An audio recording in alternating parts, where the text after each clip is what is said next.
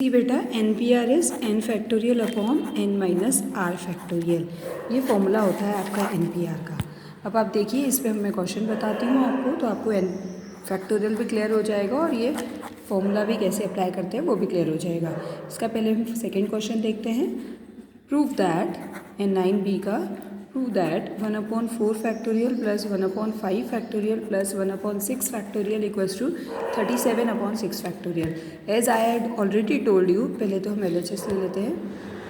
मैंने आपसे पहले भी कहा कि फैक्टोरियल हम यहाँ 4 फैक्टोरियल है, यहाँ 5 है और यहाँ 6 फैक्टोरियल है। एक मिनट बेटा, क्लैरिटी नहीं आ रही है। ये 3 फैक्टोरियल आपके पास 4, 5 और 6। तो 4 फैक्टोरियल, 5 फैक्टोरियल और 6 फैक्टोरियल को हम डायरेक्ट नहीं ले सकते, हमको इसको एक्सपांड करना पड़ता है। हमेशा एक्सपांशन में ध्यान रखें कि जो सबसे बड़ी क्वांटिटी होती है उसको एक्सपांड करते हैं। 4 सबसे छोटा है, इसको रहने दीजिए। 5 को लिखेंगे 5 इंटू 4 फैक्टोरियल और 6 को लिखेंगे 6 into 5 into 4 factorial. Then what is common there? 1/4 factorial common आ गया। क्या बचेगा? फर्स्ट टर्म में 1, सेकेंड टर्म में 1/5 एंड थर्ड टर्म में 6 into 5। Now on taking LCM, it is 1/4 factorial. What is LCM of 5 and 6 into 5? It is LCM is 6 into 5. Then first term में देखें, आपके पास कुछ नहीं है तो ये आपके पास 6 इंटू 5 30 आ जाएगा। सेकेंड टर्म में 6 आएगा और थर्ड टर्म में 1 आ जाएगा। So it will become 37/6 into 5 into 4 factorial. Then what it will become? 6 into 5 into 4 factorial, that is, I had already told you, that is 6 factorial. That will be your RHS. In the similar manner मैं आपको third वाला भी बता रही हूँ। Now see बेटा, थोड़ा सा आपको ध्यान देना पड़ेगा। n प्लस आपका क्वेश्चन है n plus 5 factorial upon n plus 3 factorial equals to n square plus 9n plus 20। No see बेटा, कुछ क्वेश्चंस की मैं आपको हिंट ही दूंगी क्योंकि काफ़ी लंबी एक्सरसाइज है। LHS ले लेते हैं हम n plus 5 factorial upon n plus 3 factorial.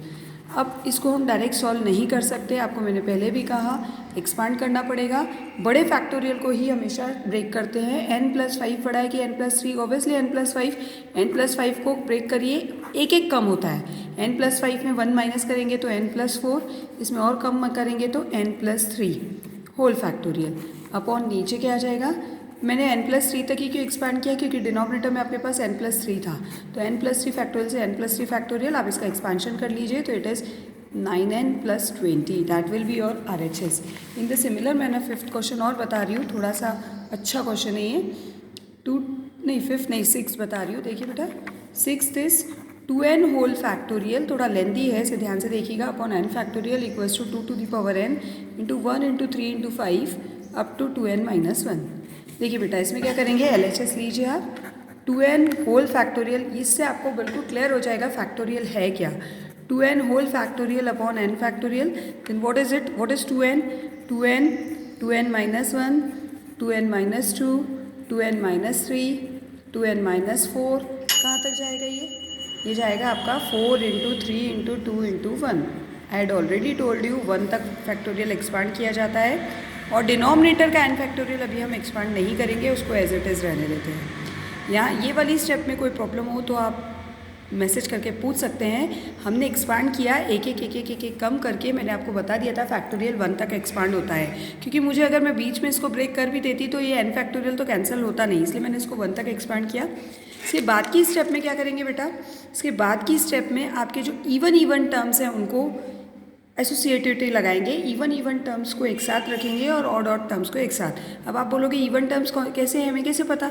तो 2n आपको पता है, 2n आपका इवन टर्म का nth टर्म होता है, तो 2n आपका इवन है, 2n माइनस 2 इवन है, 2n माइनस 4 इवन है, अप टू सो ऑन लगा के 4 इंटू 2 आपके इवन है। तो इनकी एक हम ग्रुपिंग कर देते हैं, 2n minus 2, 2n minus 4 up to 4 into 2। ये हमने एक ग्रुपिंग कर दी और दूसरी ग्रुपिंग में हम वैल्यू रख देते हैं, और ये सब मल्टीप्लिकेशन में है।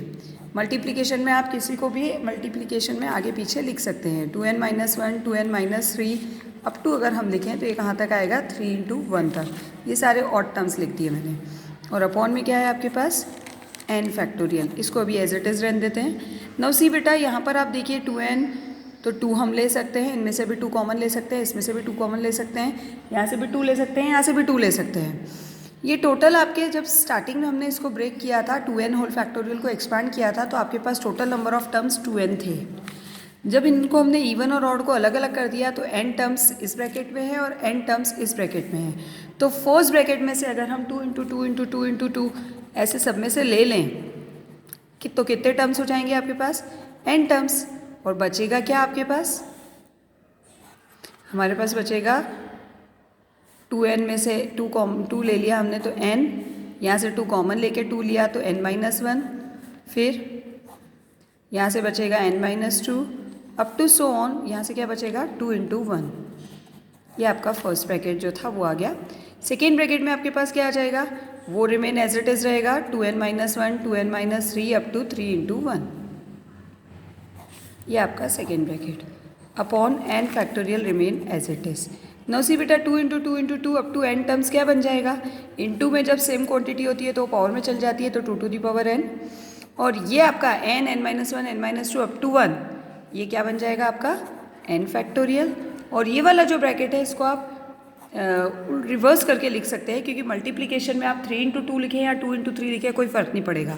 तो ऐसे टर्म्स को उल्टा करके लिखें तो 1 into 3 into up to so on 2n-3 2n-1 upon आपका n फैक्टोरियल का n फैक्टोरियल। नाउ सी आपको जो RHS चाहिए आपके पास आ चुका है। इसी तरह इस क्वेश्चन से थोड़ी क्लैरिटी आती है, आप थोड़ा ध्यान से देखिएगा, कोई डाउट हो तो फिर पूछिएगा। Now 7th question, what is it? n factorial upon, ये भी अच्छा क्वेश्चन है, r factorial into n-r factorial. मैंने आपसे कहा था कि साइन फैक्टोरियल का ऐसा भी होता है, आपकी बुक में यहाँ इस तरह के साइन है, मैं ये वाले बनाती हूँ।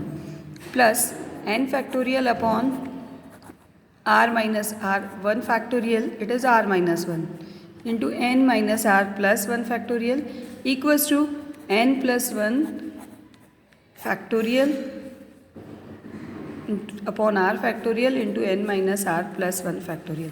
एक्चुअली बेटा ये एक फॉर्मूला है, ये फॉर्मूला आपको कॉम्बिनेशन के वीडियोस में भी मिलेगा, पर ये फॉर्मूला मैं आपको समझा देती हूँ ताकि आपको अब भी क्लियर नहीं होगा, लेकिन अगर आप कॉम्बिनेशन पढ़ लोगे तब आपको ये फॉर्मूला क्लियर होगा, क्योंकि इसके ऑब्जेक्टिव्स पूछे जाते हैं जिसका हम डायरेक्ट आंसर करते हैं। वो फॉर्मूला क्या है? NCR plus NCR-1 equals to n plus 1 CR।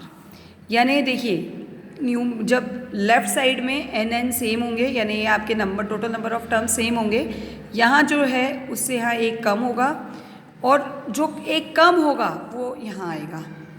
इसका मैं एक और आपको इनमें से कोई भी 2-3 वैल्यू दे रखी होगी और आप विदाउट सिंप्लीफिकेशन ये फॉर्मूला अप्लाई करके इससे आप सिंप्लीफाई कर सकते हैं। जैसे मैं आपको एक एग्जांपल बताती हूँ। सपोज 5C2, 2 भी नहीं लिखते हम, 5C3 लिख लेते हैं suppose, plus 5C2 equals to answer क्या आएगा इसका? 5 प्लस 1 करेंगे 6 और C2 आएगा, क्योंकि जो छोटा वाला आएगा वो नीचे आता है और न्यूमरेटर मतलब जो प्रीफिक्स है उसमें प्लस 1 कर देते हैं। इसको n में एक और फॉर्मूला बनता है, वो इस तरह से भी लिख सकते हैं, NCR प्लस 1 एक ज़्यादा प्लस NCR इक्वल्स टू आ जाता है n प्लस 1 CR। तो इस तरह से भी ये फॉर्मूला बन सकता है। कॉम्बिनेशन पढ़ लोगे तो आपको और क्लियर हो जाएगा। फिलहाल सिर्फ ये समझाने का एक वो था, इसको अभी मैंने सॉल्व नहीं किया है, प्रूव तो मैं आप करूँगी, लेकिन ये फॉर्मूला आपको याद रखना है बेटा। कॉम्बिनेशन में डायरेक्ट ऑब्जेक्टिव से सॉल्व किए जा सकते हैं अगर आप थोड़ा सा इस पर ध्यान दें तो।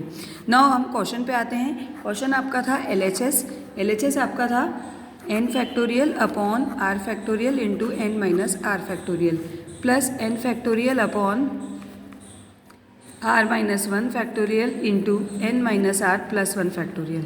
अब बेटा इसको हम जो सॉल्व कर रहे थे उस तरीके से करेंगे तो सबसे पहले n फैक्टोरियल दोनों में कॉमन है, यहाँ r फैक्टोरियल है और यहाँ r-1 फैक्टोरियल है, तो बड़ी क्वांटिटी आपकी r है, इसको एक्सपांड करेंगे। ये आपका n-r है और ये n-r प्लस 1 है, तो ये बड़ा है ये छोटा है, बड़े को एक्सपांड करना है। n factorial remain as it is रखेंगे, r फैक्टोरियल और r-1 में r बड़ा है तो r-1 तक हमने इसको एक्सपांड किया, और ये आपका n-r और n-r प्लस 1 में ये छोटा है, इसको एज इट इज़ रखा और बड़ा आपका n-r प्लस 1 है। तो n minus R plus one को एक्सपांड करेंगे तो n minus R plus one, इसमें एक कम करेंगे तो n माइनस आर फैक्टोरियल हो जाएगा। Then what is common here, n factorial upon n minus are factorial into r minus one factorial. ये कॉमन आ गया तो बचा क्या आपके पास 1 upon R plus 1 upon n minus R plus one. LCM ले लेते हैं हम, n factorial upon n minus are factorial into r minus one factorial. तो ये आपका हो जाएगा n minus R plus one plus r upon r into n minus R plus one. तो देखिए बेटा ये r से r कैंसल और ये आपका हो जाएगा n plus one into N factorial, n plus one into N factorial. और यहाँ आपके पास हो जाएगा, साथ में लिख लेते हैं n minus R plus one बड़ा है और n माइनस आर छोटा है, तो n minus R plus one को पहले लिखा into N minus are factorial और इसी तरह r into R minus one factorial. तो ये क्या बन जाएगा, लास्ट स्टेप अगर हम देखें तो ये बनेगा n प्लस वन फैक्टोरियल, क्योंकि आपको मैंने बताया था 6 into 5 factorial that is 6 factorial. इसी तरह इन दोनों को देखेंगे तो बनेगा n minus R plus one factorial और एक और टर्म जो आपको बनेगी r into R minus one factorial में r फैक्टोरियल। थोड़ा सा समझ कर करिए, मैंने आपको बताया था एक एक कम होता है, कंटिन्यूटी में एक एक टर्म कम होता है। तो n प्लस वन के बाद अगर आप माइनस उसमें एक कम करोगे माइनस वन करोगे तो n फैक्टोरियल, तो ये दोनों मिलके क्या बना लेंगे।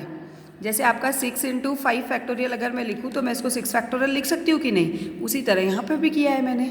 आप फिर से थोड़ा ध्यान देके कंसेप्ट देके पढ़िएगा। नवसी बेटा क्वेश्चन नंबर 8,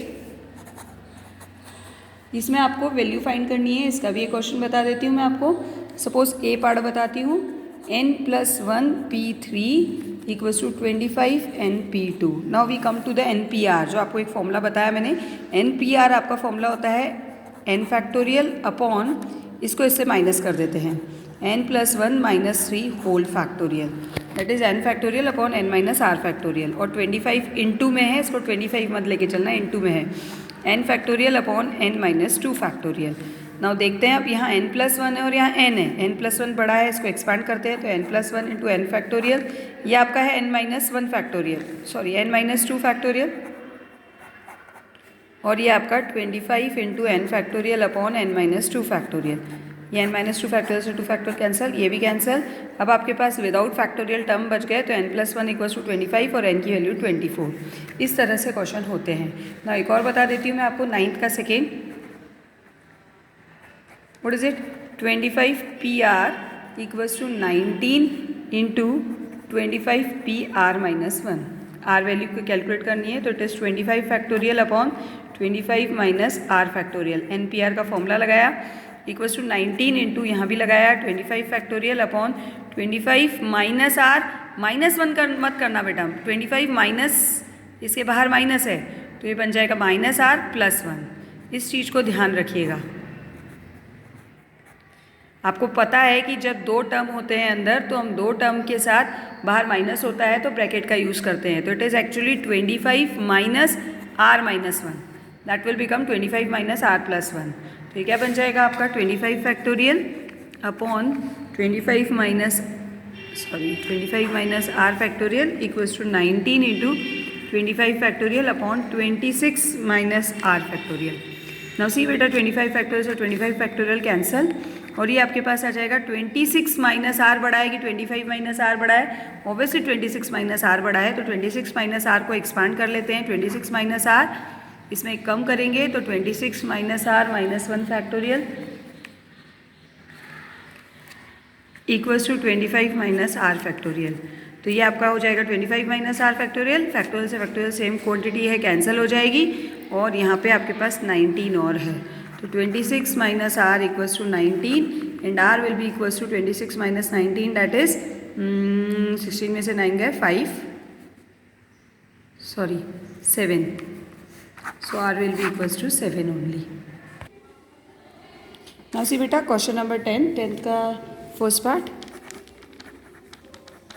ये भी इस टाइप का ही क्वेश्चन है। इस क्वेश्चन से आपको क्लियर हो जाता है कि एक्चुअली क्या करना है।